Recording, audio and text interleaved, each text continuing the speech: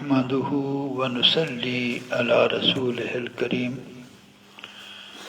أما بعد فأعوذ بالله من الشيطان الرجيم بسم الله الرحمن الرحيم وعن جابر رضي الله تعالى عنه قال نهى رسول الله صلى الله تعالى عليه وسلم عن الضرب في الوجه وعن الوسم في الوجه رواه مسلم ان اللہ وملائکتہ یصلون علی النبی یا ایہا الذین آمنوا صلوا علیہ وسلموا تسلیما صلاۃ والسلام علیک یا سیدی یا رسول اللہ وعلی آلک واصحابک یا حبیب اللہ الصلاۃ والسلام علیک یا سیدی یا رسول اللہ وعلی آلک واصحابک یا حبیب اللہ۔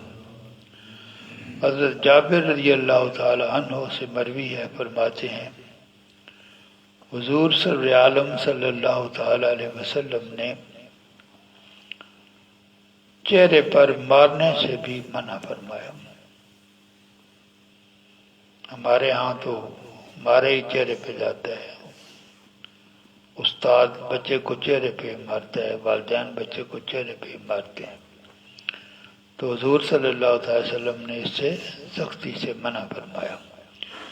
چہرے پر مارنے سے بھی منع فرمایا، اور چہرے کے اوپر داغ لگانے، داغ ہو جب وہ آگ میں کوئی گرم چیز گرم کر کے وہ داغ لگاتے ہیں، یہ نشانی لگانے کے لیے بھی وہ کرتے تھے عرب، اور بطور دوا بھی کرتے تھے، تو چہرے پر داغ لگانے سے بھی آپ نے منع فرمایا۔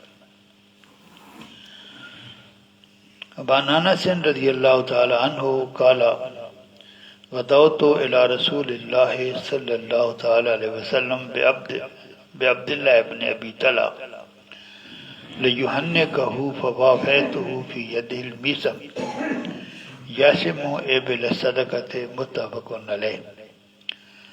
عن انس رضی اللہ تعالی عنہ، حضرت انس رضی اللہ تعالی عنہ سے مروی ہے، فرماتے ہیں میں صبح کے وقت حضرت ابو طلحہ کے بیٹے عبداللہ کو لے کر حضور صلی اللہ علیہ وسلم کی خدمت میں گیا۔ اس لیے لے کر گیا اس بچے کو تاکہ حضور صلی اللہ علیہ وسلم اس کو گھٹی ڈال دیں۔ تخنیق گھٹی کو کہتے ہیں۔ حضور صلی اللہ علیہ وسلم جب مدینہ طیبہ میں موجود تھے تو مدینہ کے جو رہنے والے صحابہ کرام تھے وہ اپنے بچوں کو گھٹی ڈالنے کے لیے حضور صلی اللہ علیہ وسلم کی خدمت میں بھیجتے تھے۔ برکت کے قائل تھے۔ آج کل کے لوگ برکت کے قائل نہیں، برکت کے لیے لے کے جاتے تھے، نہ گھٹی تو گھر میں بھی کوئی ڈال سکتا ہے۔ تو حضرت ابو طلحہ نے ان کو بھیجا کہ حضور صلی اللہ علیہ وسلم کی خدمت میں لے جاؤ تاکہ حضور صلی اللہ علیہ وسلم اس کو گھٹی ڈالیں۔ جب میں حضور صلی اللہ علیہ وسلم کی خدمت میں حاضر ہوا تو آپ کے ہاتھ میں وہ داغ لگانے کا آلہ تھا، اور اس کے ذریعے حضور صلی اللہ علیہ وسلم صدقے کے اونٹوں کو نشانات لگا رہے تھے۔ حضور صلی اللہ علیہ وسلم صدقے کا مال جو ہے وہ کسی کی، وہ پوری قوم کی، ملت کی ملکیت ہوتا ہے، بیت المال کا مال ہوتا ہے، اور حضور صلی اللہ علیہ وسلم جو ہے وہ آپ تو دونوں جانوں کے سردار ہیں۔ آج ہمارا یہاں بندہ پٹواری لگ جائے تو وہ اپنے ہاتھ سے کوئی کام کرنا پسند نہیں کرتا، تو حضور صلی اللہ علیہ وسلم اس حیثیت میں بھی جب آپ دونوں جانوں کے سردار تھے، اس وقت بھی حضور صلی اللہ علیہ وسلم حکومت کے کام بھی خود کیا کرتے تھے، گھر کے کام بھی آپ اپنے ہاتھ سے کیا کرتے تھے۔ میں کبھی کبھی سوچتا رہتا ہوں کہ ہم حضور صلی اللہ علیہ وسلم کے ساتھ محبت کا دعویٰ کرتے ہیں، جھوٹا دعویٰ کرتے ہیں۔ وہ حضور صلی اللہ علیہ وسلم کو گھٹیا کام سمجھتے ہیں، آپ کی محبت کس بات کی؟ ہماری محبت جھوٹی ہے، ہم اپنا وقت چلانے کے لیے اس قسم کے دعوے کرتے ہیں۔ حضور صلی اللہ علیہ وسلم نے تو ہر کام، کسی کام کو چھوٹا نہیں سمجھا۔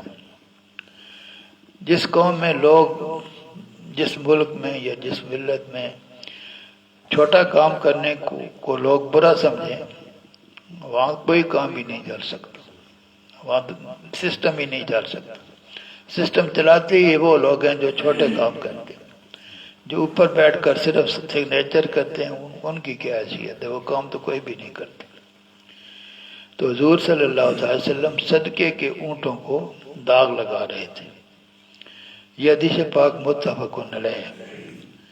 وعن هشام بن زید انس رضی اللہ تعالی عنہ قال دخلت علی النبی صلی اللہ علیہ وسلم وهو فی بربۃ فرأیته یسم الشاء حسبت قال فی آذانها متفق علیہ۔ حضرت حشام بن زید رضی اللہ تعالی عنہ حضرت انس رضی اللہ تعالی عنہ سے روایت کرتے ہیں کہ میں حضور صلی اللہ تعالی وسلم کی خدمت میں حاضر ہوا۔ حضور صلی عالم صلی اللہ تعالی علیہ وسلم مربد باڑے کو کہتے ہیں، جہاں اپنے اونٹوں کو رکھنا ہے وہ بھی باڑا، جہاں بکریاں بھیڑیں رکھتے ہیں، اس کے اندر تھے حضور صلی اللہ تعالی وسلم۔ وہی جو سلطان العالمین ہے وہ وہاں تھے۔ تو حضور صلی اللہ تعالی وسلم مربد میں تھے، اور میں نے دیکھا کہ حضور صلی اللہ تعالی وسلم بکریوں کو نشان یا داغ لگا رہے ہیں، اور میرا خیال ہے کہ آپ نے یہ بھی فرمایا کہ حضور صلی اللہ علیہ وسلم بکریوں کو کانوں پہ داغ لگا رہے تھے۔ یہ حدیث پاک بھی متفق علیہ ہے۔ وعن عدی بن حاتم رضی اللہ تعالی عنہ قال قلت یا رسول اللہ ارأیت آخذنا اصحاب سید ولیس معه سکین ایذبح بالمروۃ وشقۃ العصا وقال امرر الدم بما شئت واذکر اسم اللہ، رواہ ابو داؤد والنسائی۔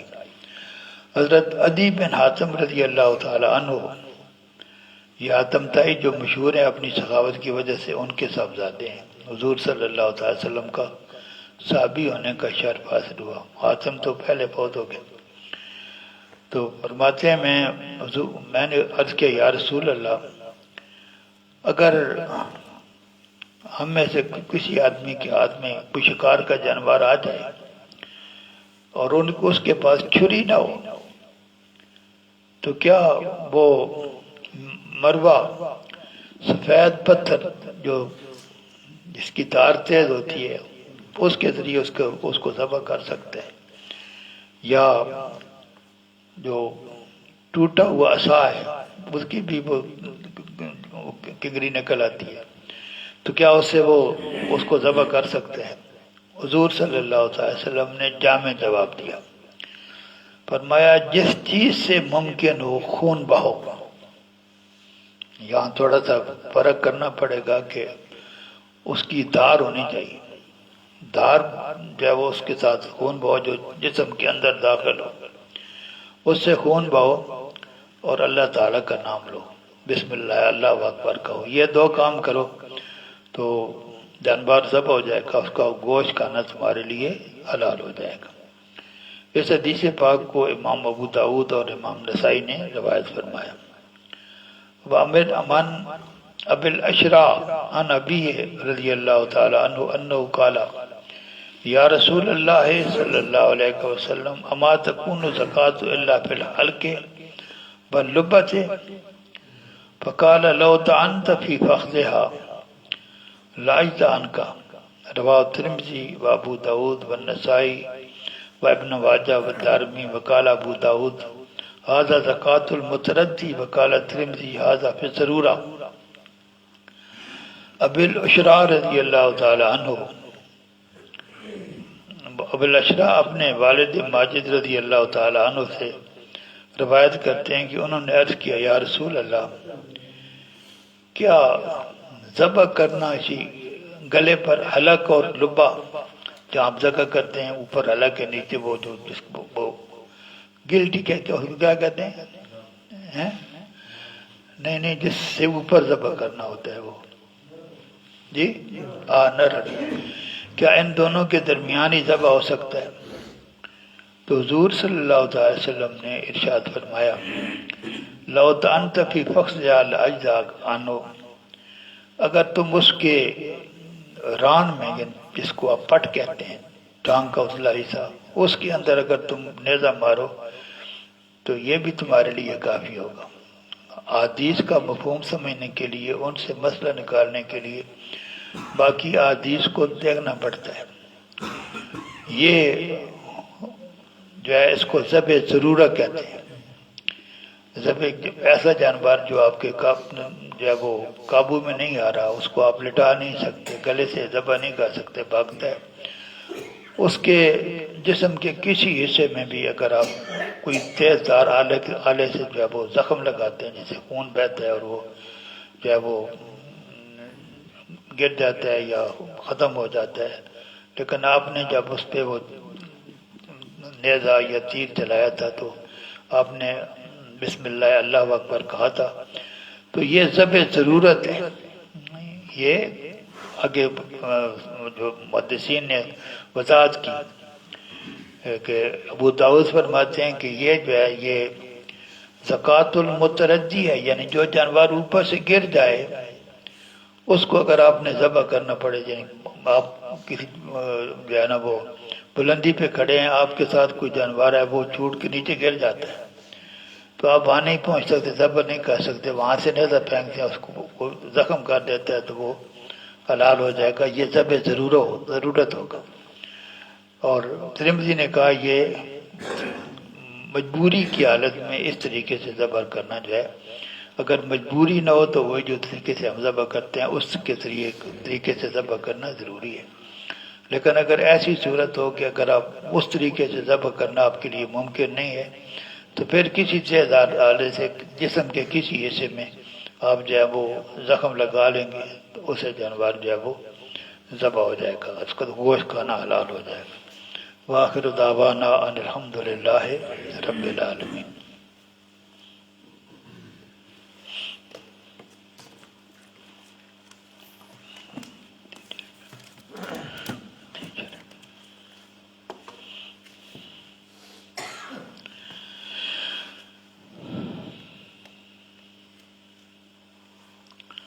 اعتکاف کا مسئلہ کا شروع کیا تھا۔ اعتکاف کی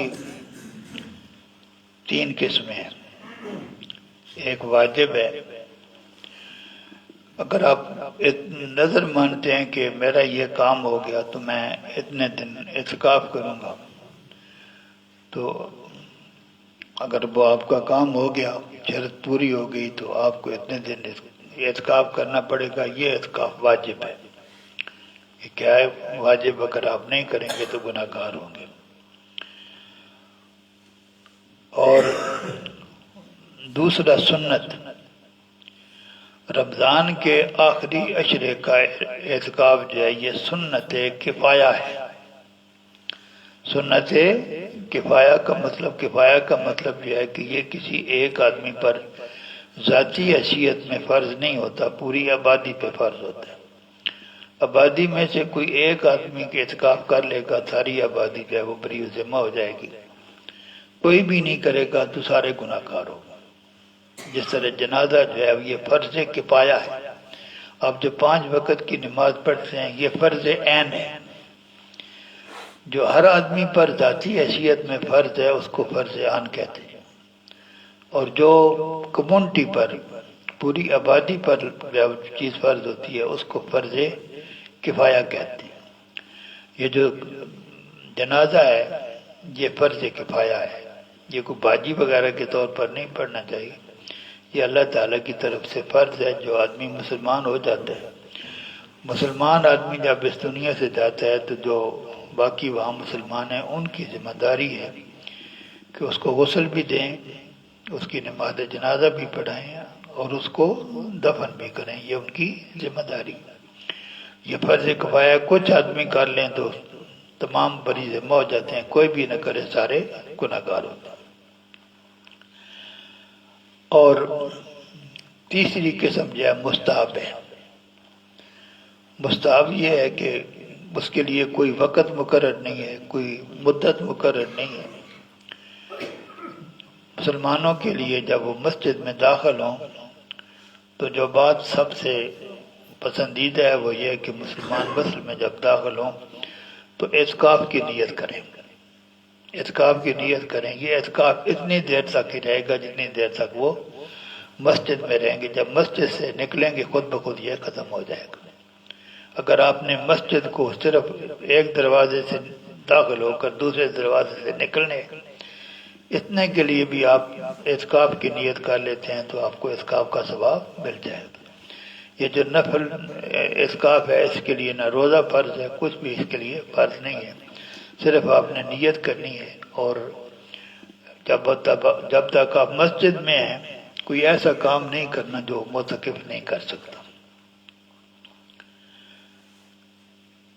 یہ جو روزہ ہے، جس آدمی نے جو ہے وہ نظر کا اعتکاف کیا، نظر مان کے، اس کے لیے روزہ ضروری ہے، باقی روزے کے بغیر بھی اعتکاف ہو جاتا ہے۔ اگر کوئی آدمی رمضان کے آخری عشرے میں اعتکاف بیٹھتا ہے اور وہ روزے نہیں رکھ سکتا تو اعتکاف وہ کر سکتا ہے، اعتکاف کو اس کو ثواب مل جائے گا۔